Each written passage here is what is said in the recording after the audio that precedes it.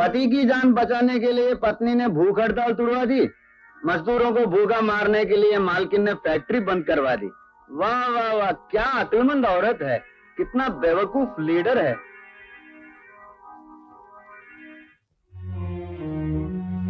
तो तुम लोग यहाँ भी आ गए? क्या मतलब है आपका? मतलब फैक्ट्री के मालिकों की जान लेने वाले इस फैक्ट्री के मालिक के यहाँ भी आ गए, ये मतलब था मेरा। मैडम, आप कहना क्या चाहती हैं? साफ साफ कहिए। ज्यादा भोले बनने की कोशिश मत करो।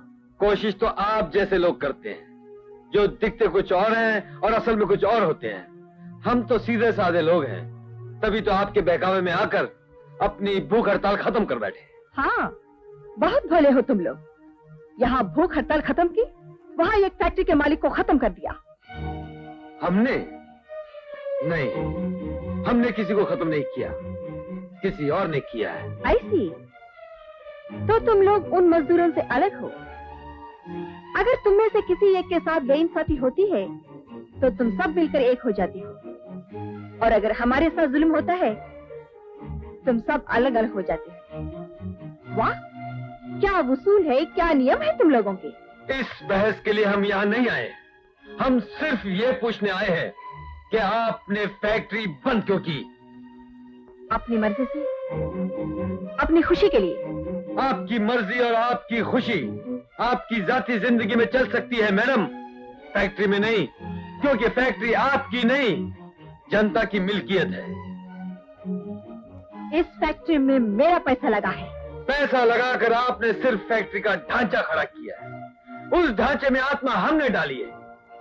फैक्ट्री मजदूरों का भविष्य है और आप अपनी मर्जी से हमारे भविष्य पर ताला नहीं लगा सकती।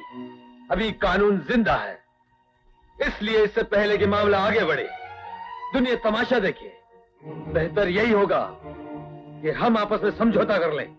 तुम लोगों से समझौता करने के बजाय मैं फैक्ट्री बंद रखना ज्यादा बेहतर समझती हूँ। मतलब आप मालिक और मजदूर के रिश्ते को तोड़ देना चाहती हैं? जो रिश्ते बोनस की बुनियाद पर खड़े रहते हैं और हड़ताल की आवाज से टूट जाते हैं, मैं उन रिश्तों के टूटने की कभी परवाह नहीं करती। एक बार इस नाजुक रिश्ते की डोर टूट गई मैडम, उसके बाद 1000 गांठें बांधने के बाद भी दोबारा नहीं जुड़ेगी। जब तक मेरे गले में ये पवित्र धागे की गांठ बंधी है, मुझे किसी गांठ के टूटने और जुड़ने की कोई परवाह नहीं।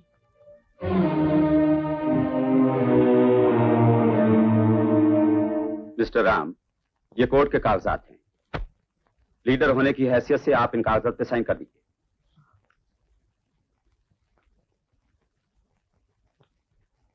पेन नहीं चल रहा। सीता, जरा पेन देना।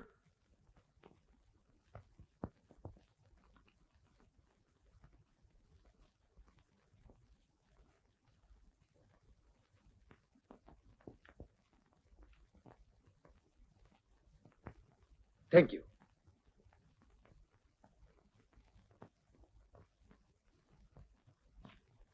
लीजिए वकील साहब। Mister Ram, wish you all the best. मजदूरी ये केस जीत के ही रहेंगे। थैंक यू वकील साहब, थैंक यू वेरी मच।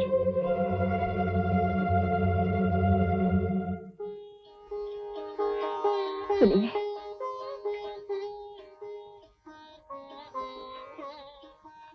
अरे सीता, ये क्या कर रही हो? तुम्हें आशीर्वाद देने के लिए तो पास है भगवान है, मगर मेरे इस दुनिया में एक ही भगवान है और वो तुम हो। मुझे आशीर्वाद दो। इस केस का फैसला मेरे हक में हो।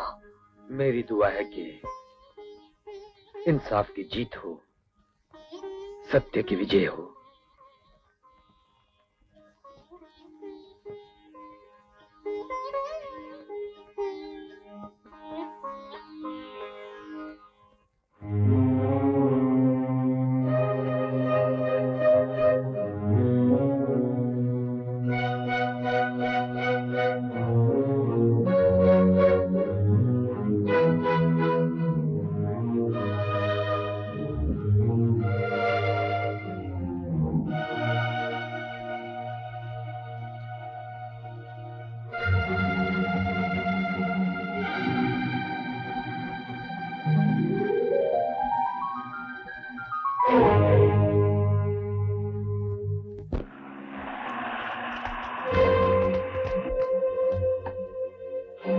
ये सब क्या है? अब बताओ रवि बाबू, तुम तो कह रहे थे ये क्या डालूंगा वो क्या डालूंगा, अब क्या हुआ? सीता देवी, मजदूर सब एक हो गए तो क्या नहीं कर सकते? दुनिया में पैसे से हर काम नहीं हो सकता। अगर किसी ने अपनी जबान खोली तो उसकी लाश यहीं जमीन में गाड़ दूंगा मैं। ओके? अरे जा जा।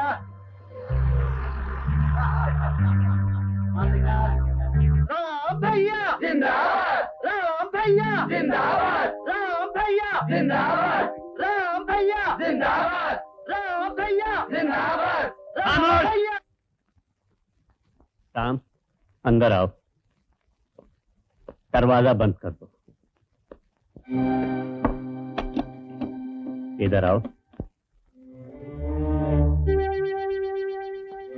आज चारों तरफ तुम्हारी जय जयकार हो रही है। राम भैया जिंदाबाद, हमारा यूनियन लीडर जिंदाबाद। राम, यूनियन लीडर की हैसियत से आज तुम जीत गए, लेकिन एक पति की हैसियत से तुम बुरी तरह हार गए। क्योंकि पति और पत्नी तो भगवान ने जिंदगी की गाड़ी के दो पहिए बनाए हैं।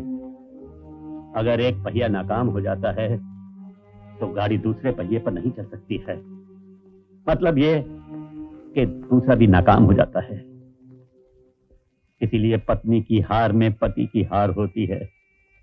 और पत्नी भी कैसी? सीता जैसी। आज उसके दिल पर क्या बीत रही होगी। तुम्हारी यूनियन के नारे बर्छे बनकर उसके दिल को तोड़ रहे होंगे।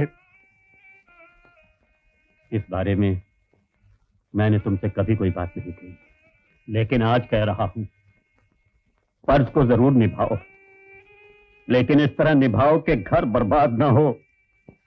घर को जलाकर दुनिया में उजाला करने की कोशिश ना करो। राम, देखो, मैंने जिंदगी में आज तक तुमसे कुछ नहीं मांगा, आज पहली बार मांग रहा हूं। बहू को वापस ले आओ। आओ बेटा, बहू को घर वापस ले आओ। अदालत फैक्ट्री की मैनेजमेंट को यह हिदायत देती है कि वो मजदूरों को पिछले वर्षों का बोनस पहले दे और साथ में फैक्ट्री बंद करने के मुआवजे में 2-2 साल की तनख्वाह दे। नहीं, नहीं। सीता देवी, मैं किसी हालत में हार नहीं मानूंगी। सीता देवी, मैं उन 2 कौड़ी के मजदूरों से हार मानकर मैं अपना सर कभी नहीं झुकाऊंगी। सीता देवी प्लीज। मैं अपनी दौलत जायदाद में आग लगा दूंगी, लेकिन कोर्ट के कहने पर उन लोगों को कभी नहीं दूंगी, चाहे उसके लिए फांसी क्यों ना हो जाए। सीता देवी क्या कह रही है आप? पागल हो गए हैं क्या? मैं अभी तक जिंदा हूँ। मेरे होते हुए तुम्हारा कोई कुछ बिगाड़ सकता है क्या? कभी नहीं। मैंने एक बड़े वकील से सलाह की है। मेरे पास कोर्ट के एक्शन का रिएक्शन मौजूद है। हम कोर्ट में ये साबित कर देंगे कि फैक्ट्री आज से 2 साल पहले हमने किसी और को बेच दी है। फैक्ट्री बेचेंगे? क्या करना इस फसाद की जड़ को रखकर? हम फैक्ट्री किसी बड़े सेठ को बेचकर पूरा पैसा कैश में ले लेंगे और कागजात पे आज से 2 साल पुरानी तारीख डाल देंगे। फिर सेठ जाने और वो मजदूर will be totally out of it. ठीक है, बेच डालो फैक्ट्री। आप माल तैयार रखिए, मैं फैक्ट्री के कागजात लेकर अभी आपको बताता हूँ। एक रावण रामायण में था और एक रावण आज की दौर में है, मगर इस रावण की जलील हरकतों को देखकर उस रावण कभी सर शर्म से झुक गया होगा। बकवास नहीं चाहिए फादर, मेरे रास्ते से हट जाओ। मैंने इस घर का नमक खाया है और उस नमक का हक अदा करने के लिए अपनी जिंदगी बेच डालूंगा, मगर रखूंगा नहीं। तुम मेरे रास्ते से हट जाओगे। नहीं, आज तुम्हारी जिंदगी की गाड़ी गलत गियर में जा रही है, तो मैं उस गियर को तोड़ डालूंगा, मगर इस घर की गाड़ी को गलत गियर में जाने नहीं दूंगा। नहीं जाने दोगे? नहीं।